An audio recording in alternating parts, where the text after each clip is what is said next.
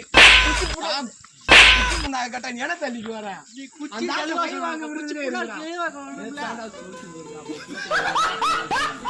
வாடா வாடா வாடா அப்படி குச்சி அள்ளி போடா போடா நீ வாயாரா நீ விடியா தண்ணி விடியா வேமா அள்ளிக்கு போடா